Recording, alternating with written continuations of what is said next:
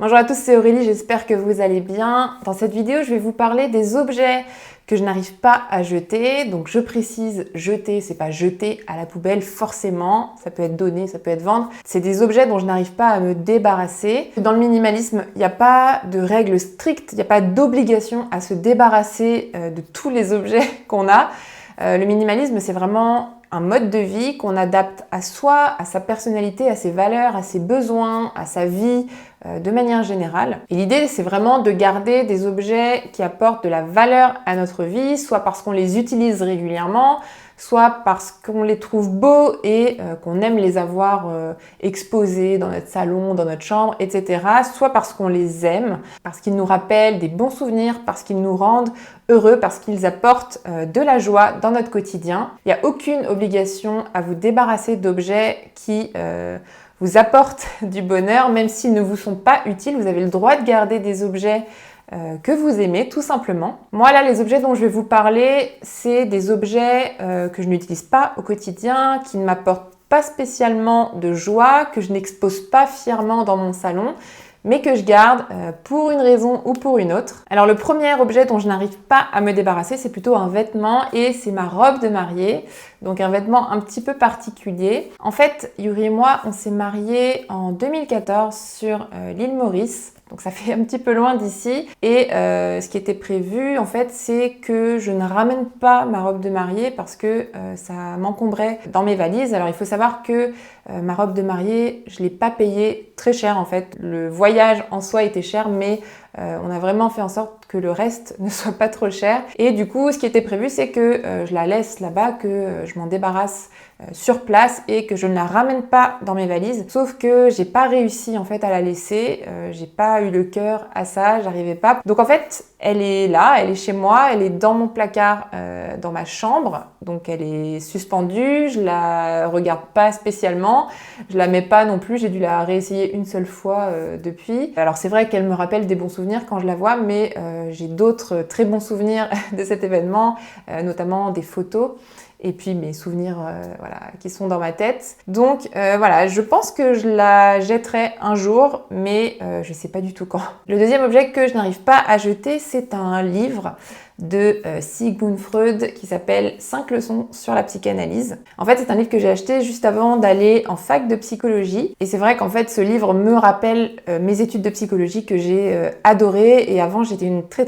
grande fan de psychanalyse. Au fil du temps, ça m'est un petit peu passé, mais c'est vrai que ce livre, en fait, me rappelle beaucoup de bons souvenirs et toute cette période, en fait, où j'étais vraiment dans cette euphorie de commencer la psychologie, d'en savoir plus sur la psychanalyse. Pourtant, ce livre, je le lis plus vraiment.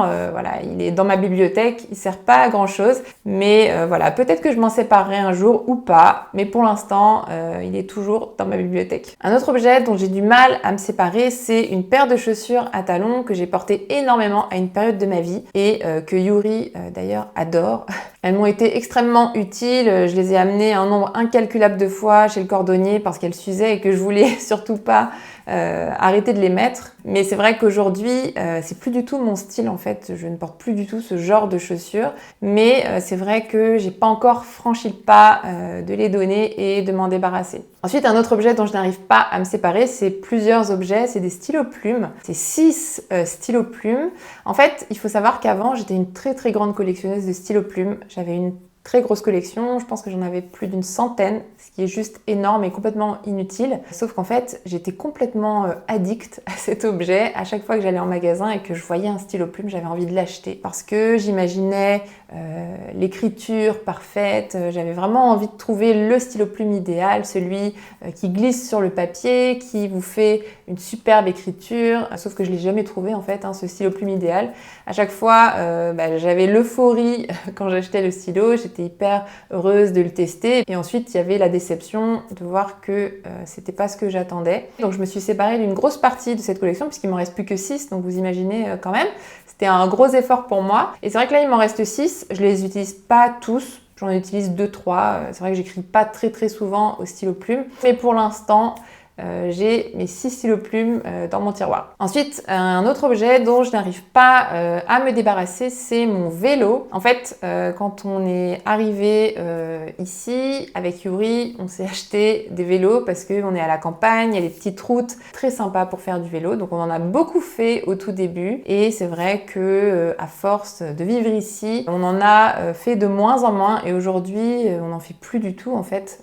Voilà, quand on va se balader, on est à pied en fait, on prend pas notre vélo. Et donc je garde ce vélo, en fait on garde tous les deux notre vélo avec l'espoir d'en refaire un jour parce que on adore la sensation de faire du vélo et on se dit que peut-être qu'un jour on aura envie d'en faire. Sauf qu'en fait les mois, les années passent et on n'en refait pas. Mais voilà, on a nos vélos et pour l'instant en tout cas on les garde. Voilà, on arrive à la fin de cette vidéo dans laquelle j'ai partagé avec vous les objets dont je n'arrive pas à me débarrasser. Ça m'intéresserait énormément de savoir vous, quel objet vous n'arrivez pas à jeter, même si vous vous en servez pas spécialement, même s'il vous apporte pas spécialement de joie au quotidien. Donc dites-moi ça dans les commentaires. Et si vous avez envie de vous simplifier la vie, Yuri et moi, on est super sympa et on vous offre en cadeau un guide gratuit dans lequel on a réuni nos meilleurs conseils pour vous aider à vous simplifier la vie grâce au minimalisme. Donc vous pouvez le télécharger gratuitement en cliquant juste ici ou en cliquant sur le lien juste en dessous de cette vidéo. Et moi je vous dis à très bientôt pour une prochaine vidéo. Salut!